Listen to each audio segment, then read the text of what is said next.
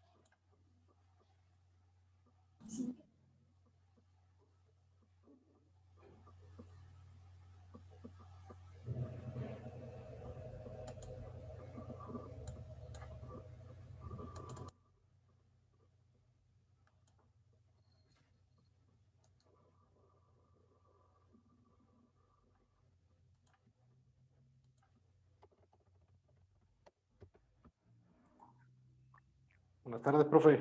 Buenas tardes, Daniel. ¿Daniel o...? Sí, ¿no? Varilla. Sí, profe. Daniel, Ya. Daniel lo ve.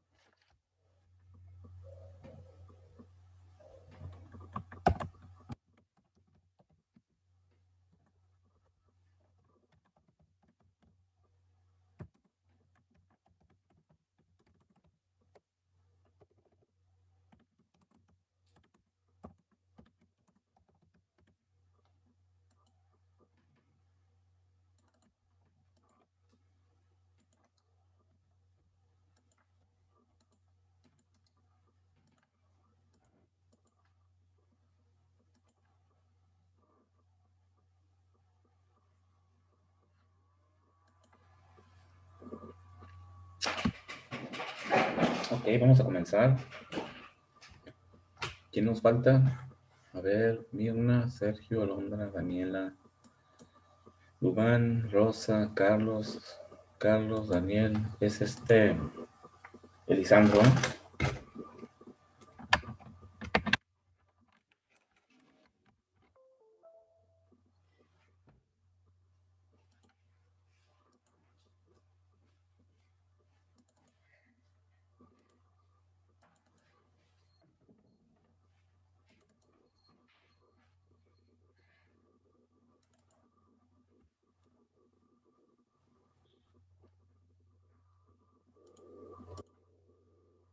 Bien, 3 de marzo.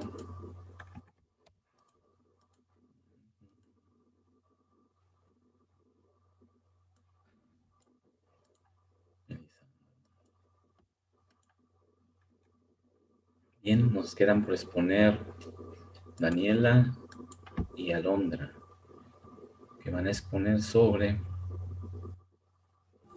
Nanofiltración y ultrafiltración. ultrafiltración, ¿verdad? ¿Tipi? Ok.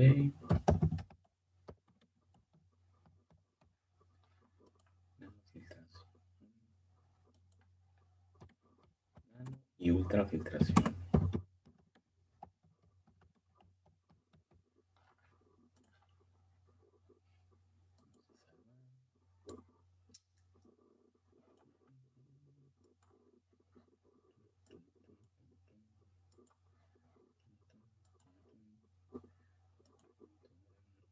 Pantalla, permitir compartir pantalla.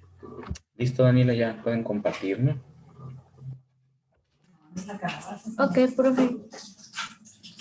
Bien, vamos a ver qué tenemos ahí.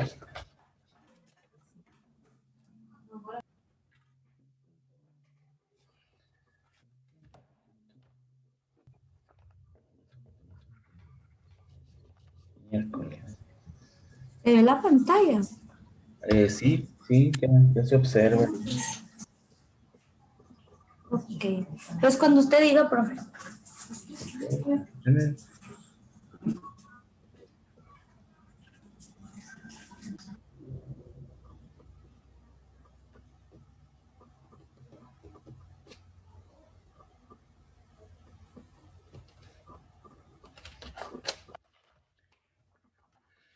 Muy bien, ¿ya estamos grabando? Sí, ya estamos grabando. Muy bien, adelante.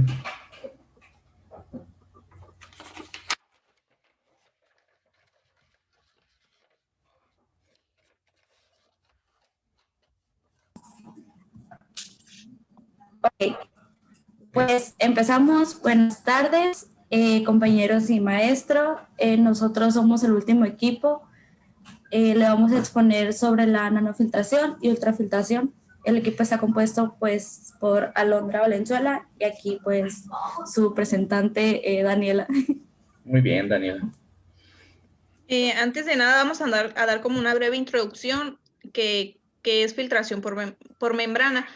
Es un término genérico que se utiliza para describir distintos y muy característicos procesos de separación que tienen en común el uso de una membrana semipermeable y la aplicación de presión como fuerza impulsora.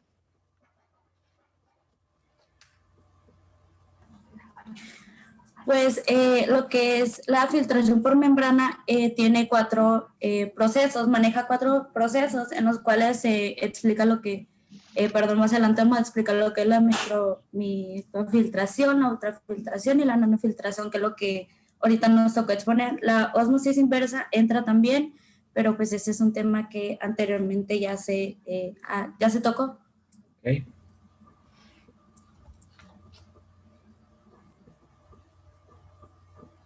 La microfiltración, ¿qué es? Es un proceso de filtración por medio del cual de una membrana microporosa se eliminan los contaminantes de un fluido. El tamaño de los poros de esta membrana son muy pequeños, que son de 0.1 a 10 micrómetros.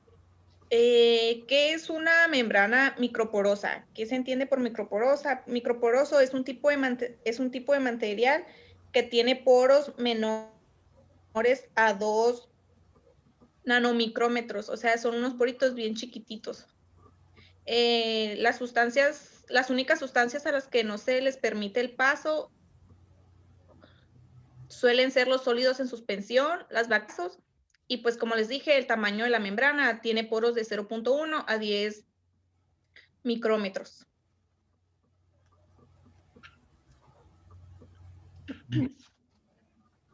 Perdón, ultrafiltración. La ultrafiltración es un proceso de separación por membrana dentro de la tecnología de membranas para el tratamiento de agua que permite la separación mecánica de sólidos suspendidos o disueltos mediante un tamiz, utilizando la presión hidrostática para forzar el agua a través de una membrana semipermeable.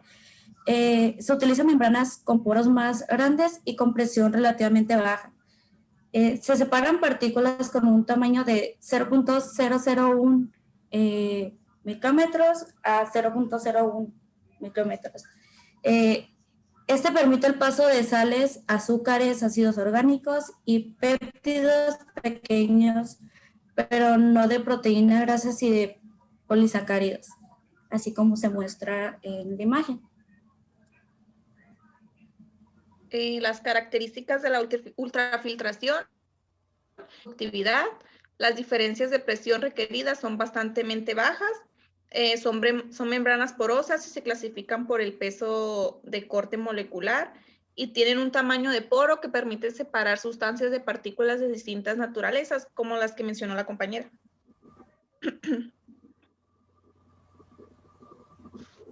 Una pregunta. Ujú. ¿Quién tiene poros más pequeños? O sea, ¿cuál es la membrana que permite partículas más pequeñas? ¿La microfiltración o la ultrafiltración? La micro, La micro. ¿Cuál es el tamaño No. cuál es el tamaño del poro en la microfiltración? Sí. es de 0.1 hasta 1 micrómetro. 0.1 hasta 10 micrómetros, ¿no? No, es la ultrafiltración, profe, porque Sí. tienen poros más pequeñitos. Sí, sí, correcto. Es que ahí comentaban que permitía el paso de partículas más grandes. No, permite el paso de partículas más pequeñas, ¿verdad? O sea, filtra partículas más pequeñas. Porque sus poros van en el rango inferior, ¿no? De 0.001 hasta 0.1. Y la microfiltración de 0.1 hasta 10 micrómetros. Son poros grandes, ¿no? Y una pregunta ahí, ¿qué es el peso de corte molecular? Porque dice ahí, características, tiene una alta productividad, correcto. Las diferencias de presión requeridas son bastante bajas. Mientras más pequeño es el poro, es más alta la presión que se requiere para filtrar y porque las partículas, los poros son más pequeños, ¿no? Y luego dice, son membranas porosas y se clasifican por el peso de corte molecular. Tienen un tamaño de poro que permite separar partículas de tamaños de distinta naturaleza. Pero el peso de corte molecular, ¿qué es eso? Esa equivale al peso de las moléculas. El peso correcto, el peso de la molécula. Y la palabra Dice corte. Sí, sí, dime, Alondra. que entre más pequeñas se pueden retener en sus poros a un 90%, creo que leí algo así.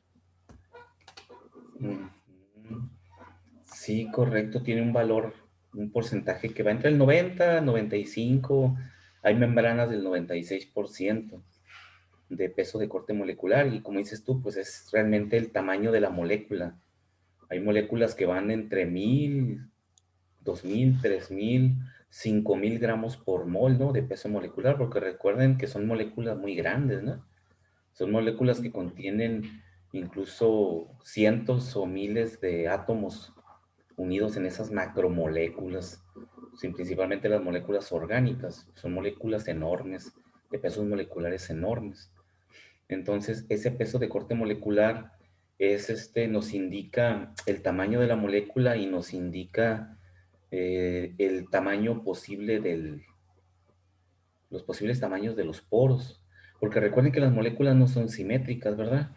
O sea, es muy ideal pensar que tenemos los poros de las membranas y que las moléculas son como esferitas que entran a través de esos poros que también son hoyitos, también perfectamente cilíndricos, si queremos verlo, un cilindro hueco y que la molécula esférica pasa a través del cilindro. Eso es muy ideal, ¿no? Las moléculas son completamente heterogéneas en su forma, ¿no? No tienen una forma perfecta como una esfera. Pueden ser moléculas alargadas, pueden ser moléculas muy cortas, pueden ser moléculas en un extremo más grandes y en otro extremo más pequeño. Entonces, son muy heterogéneas en su forma. Entonces, como hay diferentes formas de moléculas, se miden con ese llamado peso de corte molecular. Esa molécula puede pasar a lo largo de un poro y ese poro puede ser pequeño, pero como la molécula es alargada, aunque sea un peso molecular muy grande, alcanza a pasar a través de ese poro, ¿no? Entonces, se relaciona con la forma geométrica y el peso molecular de la molécula, ¿no? O sea, nos dice que realmente no es perfectamente simétrico ni la molécula ni el poro. Entonces se clasifican en función de eso, ¿no? El tamaño de los poros y la forma y el peso molecular de la molécula que dejan pasar a través de esos poros. Por eso se llama peso de corte molecular, ¿no? Y como dice Alondra, pues va entre una eficiencia del 90, superior al 90%, ¿no? Para muchas membranas. Muy bien. Adelante, adelante. Y por último, tienen un tamaño de poros que permite separar tamaños de partículas de distintas naturalezas, como acaba de mencionar el profe. Muy bien.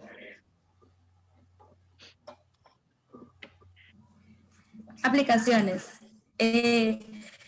Pues lo que es la ultrafiltración, de este se usa como pretratamiento para las aguas superficiales, aguas de mar, aguas subterráneas, efluentes tratados biológicamente y como pretratamiento del agua para su posterior tratamiento con sistemas de desmineralización, por membrana tales como lo que es la nanofiltración y ósmosis inversa. También es parte fundamental en la separación de emulsiones de grado alimenticio, como son la concentración de proteínas del suero de leche, concentraciones de proteínas vegetales como avena, canola o soya, la recuperación de almidón, tratamientos de agua, como se dijo, la clarificación de jugos de fruta, vinos y cervezas y la recuperación del almidón otra vez. Sí. Sorry. Sí, se utilizan en muchos compuestos orgánicos, ¿no? Es su principal utilización y en el tratamiento de agua, ¿no? Ok. Nanofiltración. La nanofiltración es un proceso de membrana que se utiliza con aguas de bajos sólidos disueltos. Es un proceso de filtración del agua que se realiza por una membrana semipermeable bajo una determinada presión, de forma que se produce una separación según el tamaño de las moléculas que pueden atravesar dicha membrana. Se puede retener partículas con un tamaño de 0.1 nanomicrómetro Nanómetro. a 0.0 nanomicrómetro, ¿no es? Sí, pero... A 0.01 micrómetro. Micrómetro, sí. Nanómetro a micrómetro, ¿no? Ok.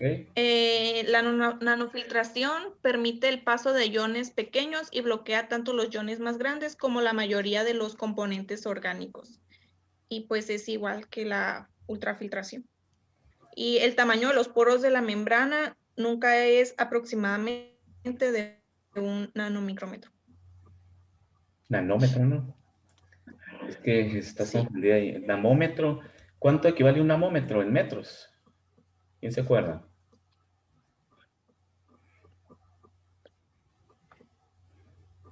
Namómetro. La nanotecnología, ¿no? La palabra de ahí viene mucho. Es un prefijo, ¿no? Namómetro. Recuerden que los namómetros. Es un metro, profe. Equivale a un metro. No. ¿A cuánto equivalen metros un namómetro? O sea, ¿qué tan pequeñito es un poro que tenga un namómetro? Y este es 0.1 namómetro.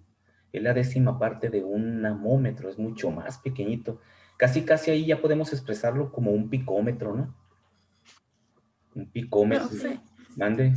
¿será 1 por 10 a la -9, algo así? Sí, 1 por 10 a la -9 metros, sí. Un 1 enseguida a la izquierda, 8 ceros. En ese rango de tamaños ya de namómetros andan moléculas muy pequeñas. Muchas bacterias que tienen medidas de namómetros. Casi, recuerden que los átomos se miden en picómetros, ya es el tamaño más pequeño que medimos. Y también están los femtómetros, ¿no? A la -15, el picómetro a la -12, con lo cual decimos que los diámetros o los radios de los átomos se miden en picómetros. Entonces observamos que ya son tamaños infinitamente pequeños, ¿no? Entonces un namómetro también lo es, y ese como no es un namómetro, es más pequeño que da, es 0.1 namómetro. Entonces casi es, si lo convierto, podría ser un picómetro, 1 por 10 a la -12, ¿no? Entonces eso pues lo usamos luego en cálculos de ingeniería, ¿no? Ok, perfecto, namómetros 1 por 10 a la -9. Ok. ¿Cuál utilizará más presión? ¿Cuál requiere más trabajo? ¿El micrómetro, el micro, el ultra o el nano? Porque recuerden que estos métodos de filtración requieren mucho trabajo, ¿no? Hay que hacer. Profe, si no me equivoco, el nanofiltración, que yo sepa, es el que usa menos presión. Algo así había leído que era el que usaba menos presión. Ujú. Ok, adelante. Ahorita comentamos eso. Características. La nanofiltración no es tan cerrada y funciona a una presión de agua de alimentación pues normal. No elimina iones monovalentes tan eficazmente como la ósmosis inversa, reduce la cantidad de contenidos de sales de la ligera agua salobre. Investigué sobre eso y decía que el agua salobre es aquella que tiene más sales disueltas en el agua dulce, pero menos, sales disueltas que el agua dulce, pero menos que el agua del mar. Correcto. También la velocidad de la sociedad es menor en comparación a la ósmosis inversa. La membrana de la nanofiltración retiene moderadamente las sales univalentes y requiere menos presión y menor consumo de energía. Se supone que no vamos a utilizar una nanofiltración en un flujo que tenga partículas muy grandes, ¿verdad? Se supone que ya sabemos que ese flujo tiene partículas muy pequeñas, que son las que queremos retirar, porque si ese fluido tiene partículas muy grandes que no se han retirado, lo que hacen es que obstruyen, ¿verdad?, los microporos o los nanoporos de la membrana y baja mucho la eficiencia de operación y se tienen que estar haciendo retrolavados que se llaman, ¿no? O sea, meter el flujo en sentido contrario para destapar los poros. Entonces, el hecho de la eficiencia de la membrana, pues depende mucho de las características de mi fluido al que quiero retirar esas partículas, ¿eh? Tiene que venir como en un fluido, una separación primaria, secundaria, terciaria, hasta llegar a las partículas más pequeñas, ¿no? Ok, muy bien. De hecho, cuando estuvimos buscando así como las imágenes, venían los cuatro procesos que pues como sabemos, la microfiltración, o sea, es como lo que quita ¿cómo se dice? Las moléculas suspendidas.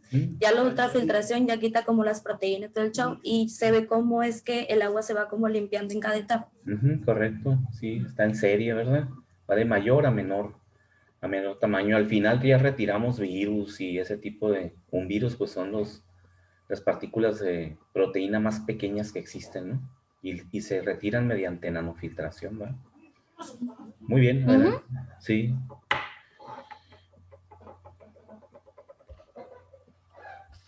Ventajas. Remueve bacterias y virus y parásitos. Tiene menor tendencia al ensuciamiento. Posee tasa de flujo más alta que la ósmosis inversa. Y como desventajas, remueve parcialmente los sólidos disueltos totales y tiene un alto rechazo para los iones divalentes y multivalentes. Ok. Aplicaciones y algunos usos de la nanofiltración. En el campo residencial es el ablandamiento del agua y reducción y eliminación de olor. En el campo comercial e industrial es la eliminación de pesticidas de las aguas subterráneas, eliminación de materiales pesados de las aguas residuales, reciclaje de aguas residuales, desmineralización del suero lácteo, concentración y separación de azúcares, eliminación de nitratos, reducción de materia orgánica y fabricación de medicamentos. Okay.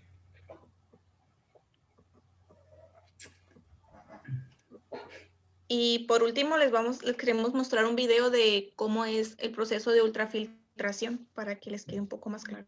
Correcto. Hay que observar, ¿verdad?, qué pasa a través del filtro. Sí, pues ahí lo podemos observar en un video, ¿no? Correcto.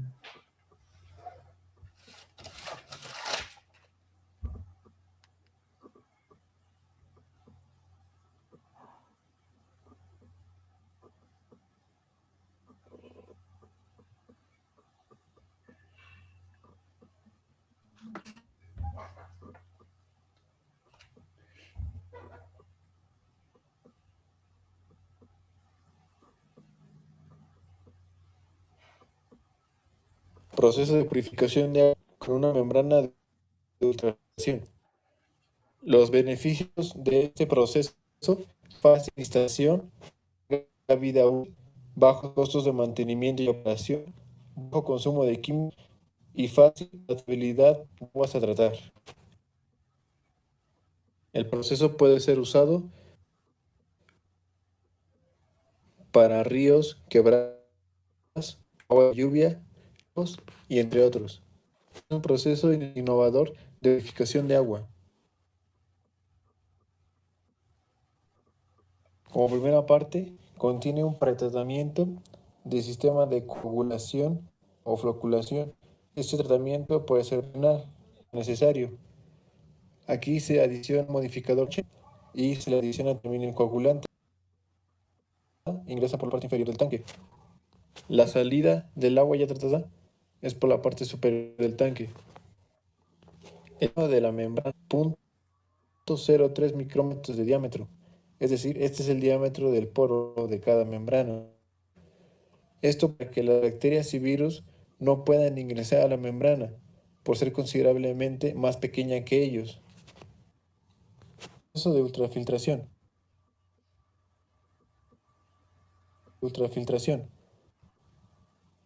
El ingreso del agua es a través de la membrana de afuera hacia adentro. El agua filtrada se retiene en el interior de las fibras y la suciedad queda retenida en el exterior. Esta membrana no permite el paso de sólidos suspendidos, por ejemplo bacterias hasta un 99.999% y virus en un 99.9%. En la limpieza con aire, las burbujas aumentan la fricción superficial logrando el desprendimiento de la suciedad. La suciedad es llevada hacia la parte superior y de esa manera salen de la membrana.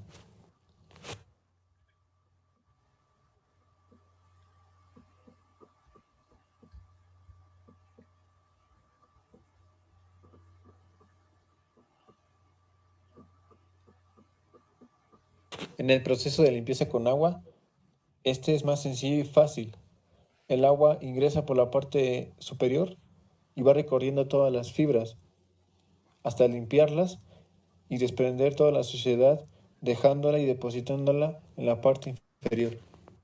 Este sistema de membranas contiene una salida de lavado, la cual está en la parte inferior, por donde sale toda la suciedad.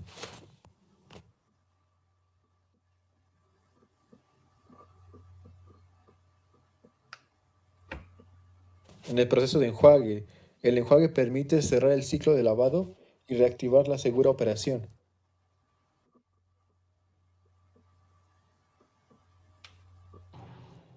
El último proceso de limpieza es el químico. Periódicamente y en forma similar se efectúa un retrolavado descendente con productos químicos. Este proceso es el más eficaz, pero también puede ser el más caro. Y pues de nuestra parte es todo. ¿Alguna duda, pregunta? ¿Alguna pregunta, jóvenes? Yo, profe, Sí, a ver. hablabas sobre los iones monovalentes. ¿Cuáles son? ¿O qué son? ¿O qué? Pues los que tengan valencia, por ejemplo, de uno, ¿no? Que no tengan valencia Que sea, de uno. ¿Eso qué nos que no, indica? Que son moléculas pequeñas cuando forman sales, ¿verdad? sí, Es lo que indirectamente nos indica, porque, por ejemplo, el sodio, que es más uno, con una ajá, molécula en la que únicamente se le puede unir otro elemento químico o otro radical que tenga una valencia de menos uno. Mientras que las moléculas más grandes de mayores valencias, pues forman, los átomos de mayores valencias, pues forman moléculas más grandes, ¿no? ujú. Por eso, así es. Gracias. ¿Alguna otra pregunta? Yo, profe, Sí. la pregunta que quiero hacer es, ¿cuál de los dos, por así decirlo, sistemas sería mejor, el de nanofiltración o el de ultrafiltración? A ver, Es que pueden ir, o sea, van de la mano. Pueden ir de la mano como para una limpieza como más profunda, pero pues es que yo sepa es que van de la mano. Es que todos son Así buenos. que Depende del tamaño de partícula que quiero separar, ¿verdad? y también el trabajo que se quiera realizar. Porque si investigamos y la mayor parte de lo que se usa, pues como se dijo, es para el agua, el tratamiento del agua. Así es. Y sí, pues depende. Si quiero retirar partículas muy pequeñas en mi líquido, pues primero le doy otros tratamientos para retirar las partículas más grandes, porque si no, pues me van a tapar los poros de mi nanofiltro o de mi ultrafiltro, ¿no? Y va a bajar la eficiencia. Por eso primero retiramos, como decía ahorita Daniela ahí o Alondra, ¿no? Es una serie, ¿no? Voy retirando primero las partículas más grandes hasta llegar a las más pequeñas. Y depende de la calidad de agua que requiera, ¿no? Para eso. Entonces, todos son buenos, depende las características de mi agua a tratar en este caso, ¿no? Y observen que no, lo que pasa siempre a través de la membrana es el agua, ¿no? Lo que retiene es la partícula. Por lo tanto, pues si hay partículas muy grandes, pues van a tapar los microfiltros o los microporos o los nanoporos. Y por eso siempre cuando se habla de membranas, siempre se habla del retrolavado, incluso en ósmosis inversa, ¿no? En ósmosis inversa también se lleva a cabo el retrolavado de las membranas, ¿no? O sea, inyectas el flujo en sentido contrario, metes una válvula de derivación en tu instalación, prendes tu bomba para que el agua entre por donde sale normalmente, y eso hace que retiremos de la superficie todo lo que se está adhiriendo a la membrana y que está haciendo que baje su eficiencia. Y después, como veían ahí en ese ejemplo, se inyectaba aire, y ese aire, por fluidización, arrastra toda la suciedad y la saca de mi equipo, ¿no? Ahí vimos que también metieron un poquito el concepto de fluidización para retirar la suciedad cuando estamos haciendo la limpieza de la membrana, ¿no? Entonces, ahí se vio en el video. Muy bien. ¿Algo más? Profe, ¿y es un proceso muy costoso eso? Pues las membranas suelen ser caras, porque también Son caros. sí, las membranas son caras. Tienen una vida útil larga, ¿no? Pueden durar 2, 3, 5 años, dependiendo de la calidad de tu membrana y de qué tanto mantenimiento le das. ¿Cuál es su mantenimiento? Pues hacer los lavados y las limpiezas dentro de un proceso, ¿no? De acuerdo al grado de ensuciamiento, pues decir, le voy a dar limpieza cada mes, cada 6 meses, y no dejar que rebase eso, porque entonces hay incrustación. Y esa suciedad se vuelve dura, porque primeramente pues está blandita, ¿no? Y esa suciedad, si no la retiras, se va incrustando, se va volviendo sólida en la superficie de la membrana, y después cuando le haces el retrolavado, pues ya no puedes retirar esa suciedad que está incrustada, y es cuando echamos a perder la membrana. Si le damos sus mantenimientos periódicos de acuerdo al grado de suciedad que tiene, de ensuciamiento, se llama grado de ensuciamiento del cemento, pues la membrana dura mucho tiempo, ¿no? Pero es la parte más costosa, la membrana. Ahora. Ya ven ahí en Itesca, ¿no? Que cuando Luis hacía los retrolavados ahí, que ahora los hace Paloma, ¿no? Bueno, ahorita no, ya tiene un año, ¿no? Ella hace ese proceso de limpiar la membrana del sistema de purificación de agua que está ahí. Y lo hace también con un retrolavado. Y deja que corra el agua un determinado tiempo y está pasando el agua a través de la membrana en sentido contrario y la limpia. La deja limpiecita. Pero creo que la última vez que hicieron el retrolavado ya en la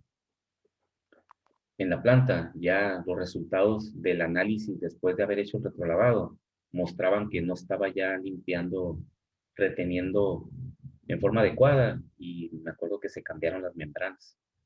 Eso fue antes de la pandemia, ¿no? Un poco antes de la pandemia, pero me acuerdo que cambiaron las membranas por eso, porque ya no estaba reteniendo, ¿no? Entonces se dañan, se deterioran también, se desgastan. Ok. De hecho, profe, el Dani me ganó, ya les iba a comentar eso, pero Dani, te me adelantaste. Ah, sí.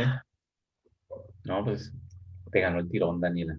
El Daniel le ganó a la Daniela la pregunta. Está bien. Ok, jóvenes, entonces... Es justo, es justo. Mande. Está bien, es justo, se la dejo Sí, pasar. sí, es justo, es justo. Muy bien, jóvenes, entonces muy bien su presentación. Estuvo muy clara y bien explicada. Y ya el video final pues nos mostró cómo opera la membrana. Es un cartucho, ¿no? Es un cartucho. Puede ser una membrana, incluso en nanofiltración. El cartucho, la membrana en sí, puede ser un sólido, ¿no? O sea, puede ser una cerámica que tiene poros infinitamente pequeños. Y ahí los cartuchos son de cerámica, que puede ser un tubito con muchos tubos internos huecos, vacíos, ¿sí? A través del cual, por medio de presión, hacemos pasar el fluido y se retiene las partículas muy pequeñas. Para nanoretenciones normalmente son cerámicas, ¿no? Son cartuchos sólidos. Entonces, mientras más grande es el poro que voy a separar, ya se manejan membranas sintéticas, polímeros, poliméricas, que ya son flexibles, son cartuchos flexibles. Entonces, hay de toda una gama, ¿no? Pero normalmente para partículas muy pequeñas, como los virus, se utilizan cerámicos, ¿no? Cerámico. Ok, muy bien, pues eso sería todo para esta parte de esta unidad de competencia. Es la unidad de competencia 5, vamos bien con respecto a los tiempos, vamos avanzando bien, porque nos quedan 3 semanas y vamos a salir de vacaciones, ¿no? Aproximadamente 3 semanas, el 26, ¿no? Es cuando salimos y regresamos y ya es prácticamente un mes lo que tenemos porque vienen los exámenes y vienen las segundas oportunidades. Entonces nos quedan, vamos a la mitad exactamente del programa de la materia. Entonces yo voy a continuar el próximo viernes. Yo voy a iniciar con el siguiente tema, que es recipientes, tanques atmosféricos, recipientes a presión y chimeneas. Y vamos a conocer estos dispositivos, a ver cómo se construyen, de qué se construyen, cuál es su utilidad, en qué partes del proceso usamos tanques atmosféricos, en qué parte del proceso usamos tanques sometidos a presión. Y las chimeneas, que sabemos que siempre se instalan principalmente en los equipos en donde se llevan a cabo combustiones. También hay otro tipo de chimeneas, en otro tipo de procesos donde se produzcan gases y que no sean precisamente por un proceso de combustión. También son chimeneas, ¿no? Al final de cuentas, es la dispersión de los gases de un proceso. Entonces, ese tema lo iniciamos el miércoles, el viernes. Continuamos con él la próxima semana y considero que antes de salir de vacaciones vamos a estar trabajando con absorción y absorción. ¿Ok? Muy bien, jóvenes, entonces, pues es todo por mi parte. Gracias al equipo, estuvo muy bien su participación. Así, ¿verdad? Con calma, tranquilo, porque las primeras exposiciones parece que los iban correteando. No daban tiempo ni de retener la idea que luego queríamos armar en nuestra mente y no nos daban oportunidad. Pues así deben de ser las exposiciones, ¿no? Muy bien. Entonces, pues nos vemos el próximo viernes, jóvenes. Vale, profe. Hasta luego, cuídense, bye.